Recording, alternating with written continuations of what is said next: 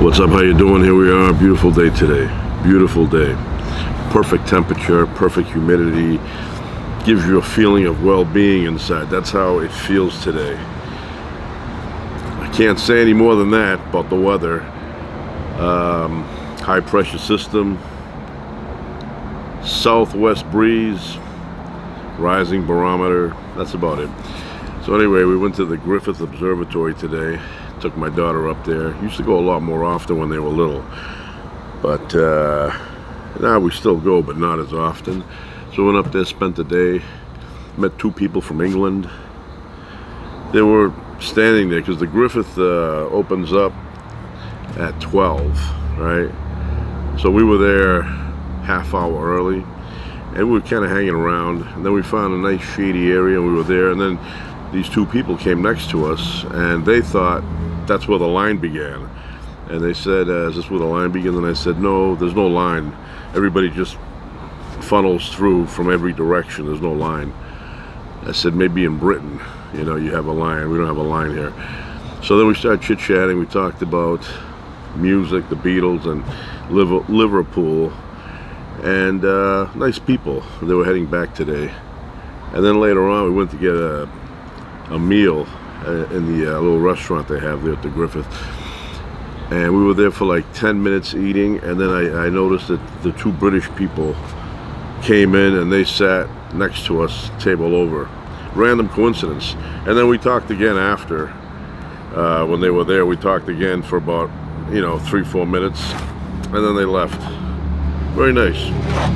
I have today got the horn going there. Today is a very good day for a nice cold beer. This is the kind of day where Billy Joel said about in keeping the faith. He said he's going to go in the shade and have a cold beer. Well, this is the occasion. And even in the song, the scenes from an Italian restaurant, he says, "Cold beer, hot lights, my sweet romantic teenage nights." So, Samuel Adams Boston Lager. I don't know why they don't put an O there and they put an A. Who said, okay, we're going to spell lager, but use an A instead? That says lager. Distinctively complex and balanced, both at the same time there. So this is a good beer. If you don't like it, you don't know what you're talking about. You don't know what you're talking about. So I had it in the freezer for about 18 minutes. I want it to be cold, I want it just above freezing. I hate warm beer. It's like drinking dog urine. My beer has to be cold, and in moderation. I want to be able to find my room at night. Nice color. Good fragrance.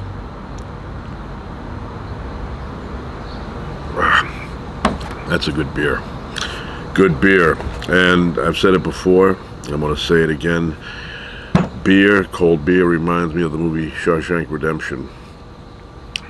Remember that scene where they're tarring the roof there because it's leaky, and the warden promises them a bucket of beer and ice.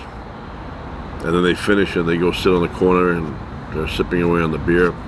That's what it reminds me of. That was a good movie. I really appreciated that movie when I saw it. I saw it a few times. How they didn't notice a big hole behind the posters, I don't know. You're not doing your job.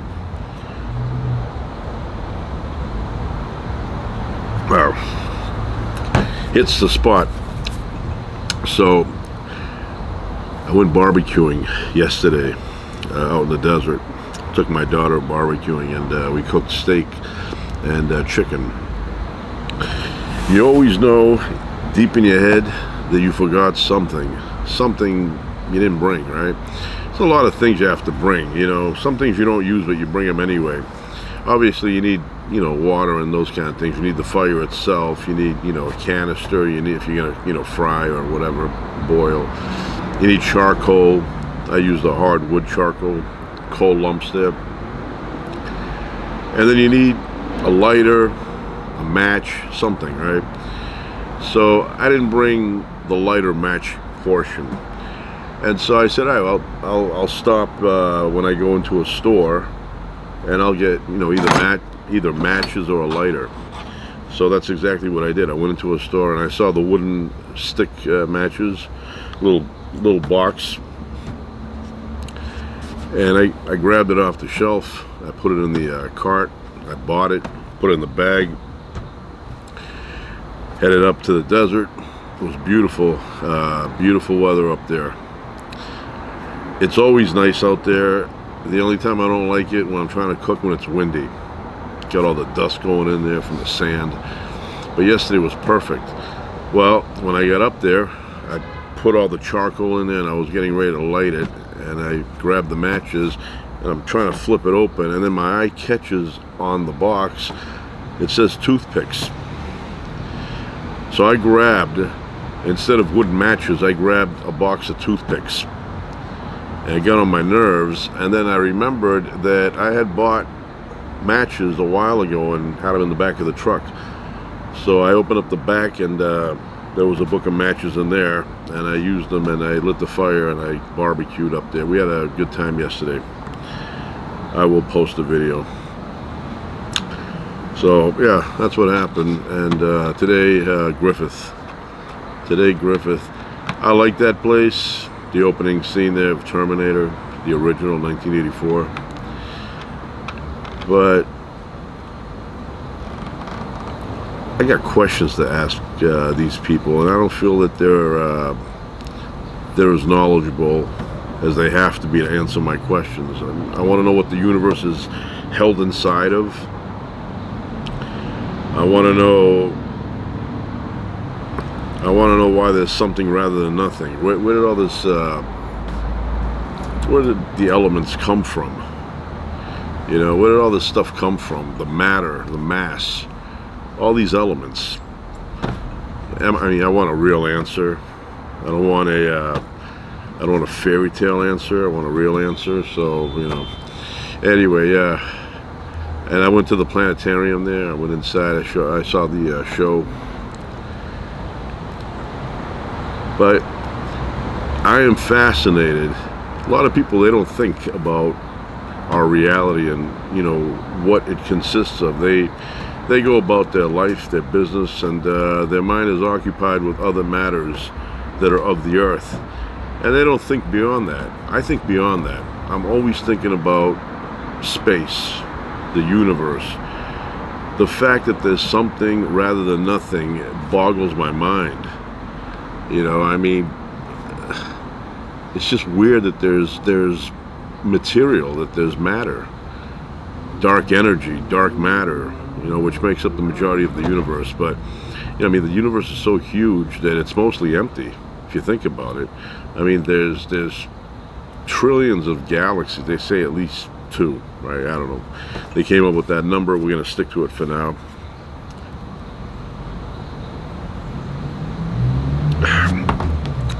But 2 trillion galaxies times, you know, they say our galaxy has anywhere from 100 billion to 400 billion stars. That's with a B. You imagine that? So every galaxy is like a universe. 100 billion to 400 billion stars. Billion. That would be impressive if somebody said to me, you know, our galaxy has about 10 million stars. I would be like, wow, that's a lot. But 400 billion. And we're, you know, good size. You know, some say 100,000 light years from one to the other side. Others say it's about 250,000 with more accurate measurements. Andromeda, much bigger. And then you look at us, we're here. Andromeda's here. 2.5 million light years of emptiness in between the two. Yes, there's a few dwarf galaxies, you know, here and there, tiny. But if we wanted to go to Andromeda, you'd have to travel at the speed of light for 2.5 million years. Now, to you, traveling at the speed of light, it would be instantaneous if you were traveling at the speed of light. It wouldn't take you 2.5 million years because of time dilation. It would slow down time, and you would get there with very little time passing, if any. if you were traveling at 100% the speed of light, which is impossible. But people here on Earth who were here when you left 2.5 million years later, then when you would reach, based on Earth time, everybody would be gone, you know, but you would be there in your mind instantaneous if we had that kind of capability to travel that fast. So, you know, I look at these videos sometimes where they show you comparison videos, you know, like you have the Earth, next planet, bigger, bigger, bigger, then you get to the stars, you get our sun, and then our Earth is like a little tiny thing, and then our sun our sun compared to the other stuff, or the other stars that are out there, is teeny weeny compared to those, little baby, you know, looks like a little lentil. And those things look like, you know, Peterbilts, including the trailer in the back. So I've always been fascinated with existence, even my own. You know how many things had to come together since the beginning of, if there was a beginning. Sometimes I think there was no beginning. I think the universe probably always existed in some form, or parts of the universe existed, and then other parts come into being with big, maybe explosions, maybe not, I don't know. But even my own existence, everything had to go just right. Right people had to meet at the right moment, conceive other people, grow up, die in certain circumstances, impregnate certain people, on and on and on and on until it got to me. And even if somebody, you know, ended up sleeping too late and did not have intimate relations with their spouse, or something happened, they were late leaving their job that night, or they tripped and fell and hurt their ankle and they had to spend it on the couch instead of in the bedroom, any one of those things would have made me not exist, or I never would have existed in the first place, obviously. It's just amazing, and it can only happen one way. It's not like you can rerun the tape and do it some other way, but it's fascinating. I am constantly thinking about just the concept of the universe, and like I've said before, that the thing that really boggles my mind is what is the universe held inside of, or what is it expanding into? You know, and like I said, I'm looking for real answers. I'm not looking for nonsense. That doesn't fascinate me at all.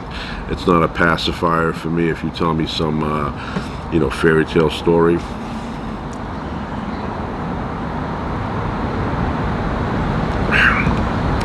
And I believe you know, the universe is not 13.8 billion years old. That's ridiculous. How would they even know that? You don't even know the size of the actual universe. How are you coming up with a number? You know, like if you knew the universe was this big, and in order to get this big, the expansion to get to this size would be like, say, 10 million years. Then you'd say, oh, the universe is 10 million years. We see the entire thing, but you don't see the entire universe. And so since you don't see the entire universe, you have no idea how big it really is. You don't know how big it is in order to reverse calculate that to a single point. So you wouldn't know how old the universe is. The universe could be ageless, could be, you know, infinite in age. I know it's a weird concept, but, or it could be, you know, 100 quadrillion years old. Nobody knows, because nobody knows the actual size. So when I hear scientists get on YouTube, on TED or whatever, and they say, you know, based on calculations that we've done, the universe is 13.8 billion years old. Yeah, but you don't know the entire size of the universe. How are you calculating the age based on expansion if you don't know the actual size of the universe? You know, let's say the United States somehow, let's say it was a volcanic eruption that created the United States, and at the beginning the volcano was the size of a I don't know, a 20 by 20 square mile area in the middle of the ocean, and then quiet. I'm speaking. And then the eruption takes place, and we know every month, say, the lava creates 1 square mile of land. Well, you calculate that, because now you know the entire size of the U.S. You say, oh, it's about 3,000 miles across, 1,800 miles the other way. You know, you take that all and you say, okay, based on the lava flow per month, the United States, the country, is this old, right? You can do that if you know how big the country is. But if you don't know how big the country is, you can't just look at one portion of it and say, okay, I'm in Tennessee right now, or I'm in Rhode Island, and Rhode Island is this big because we can only see as far as the boundaries of Rhode Island. That's all we can see. So therefore, we conclude that the United States is 55 years old. And then somebody else will say, well, that's not true, because you're only looking at Rhode Island. You're not looking at the entire country. So if they knew the actual size of the entire universe, then yes, then they can come up with an age if they knew the expansion rate. But they don't know any of that. So when they say 13.8, I find that asinine. I want to tell them, stop saying that, because you're going to have to reverse yourself at some point.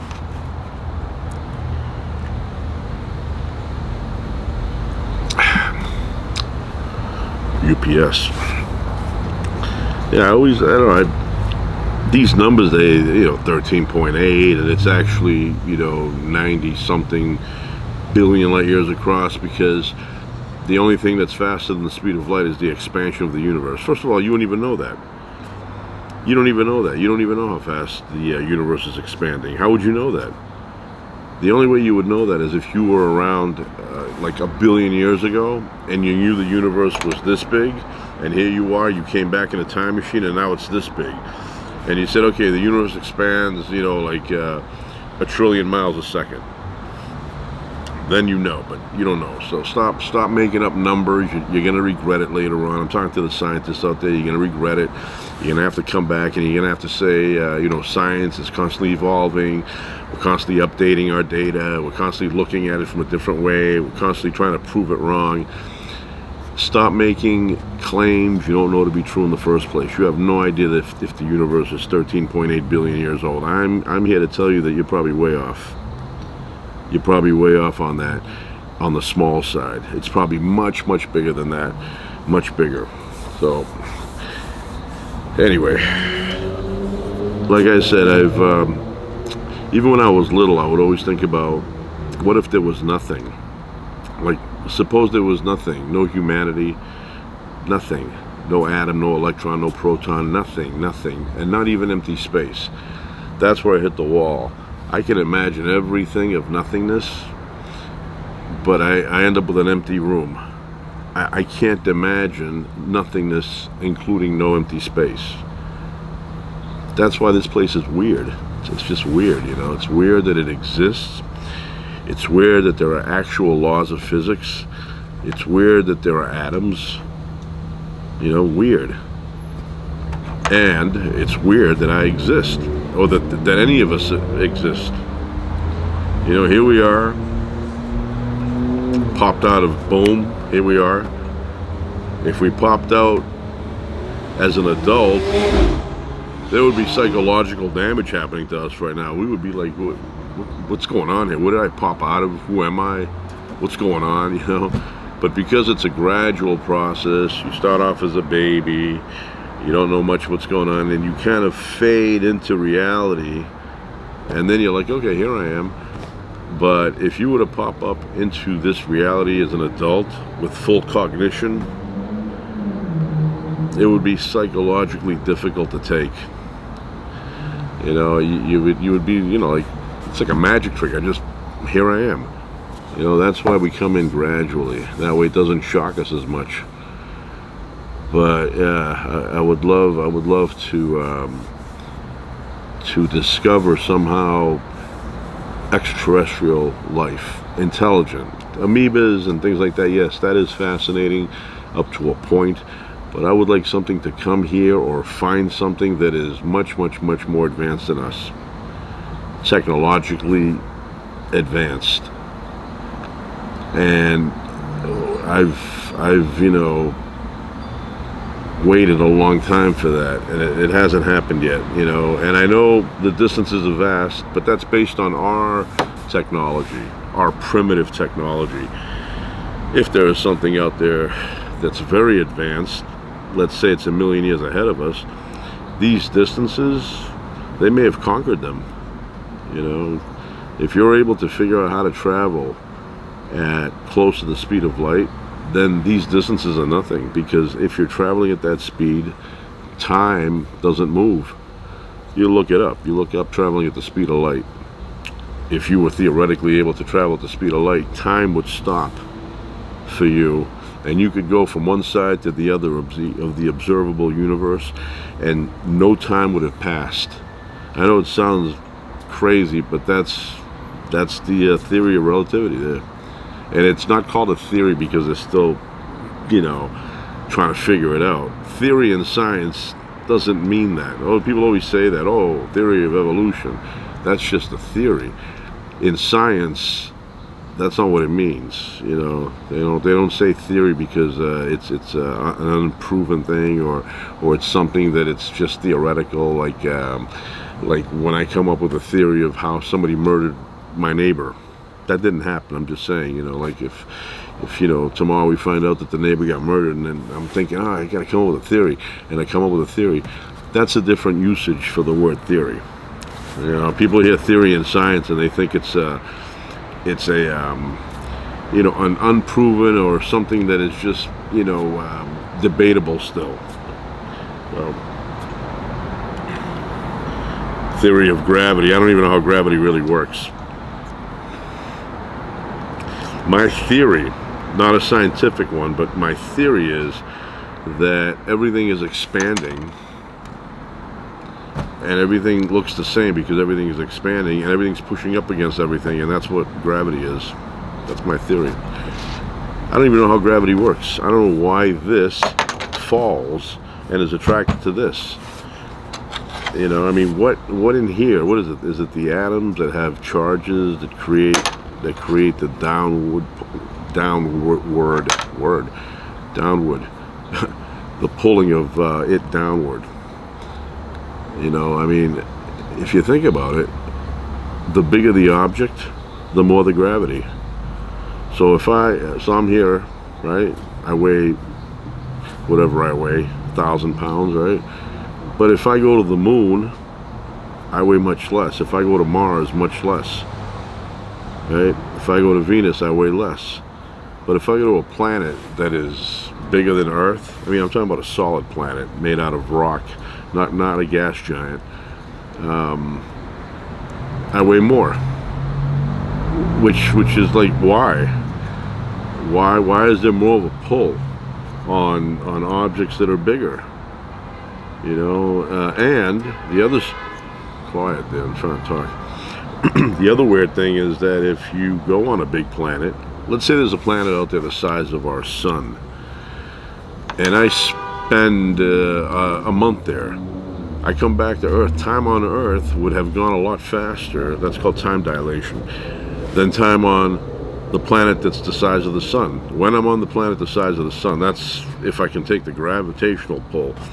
But if I'm up there, time for me is going a lot slower than time for a human being here on Earth. So if I stay there 1 year and I come back here, I don't know the exact mathematics on that, but the time on Earth would have gone a lot faster than my conception, my perception of time on the planet that's the size of the sun. That doesn't make any sense. Why would that be? Why would the size of a planet have any impact on how time goes, on how time moves? Why? And we know it's true. We know it's true that gravitational pull has an impact on time passage.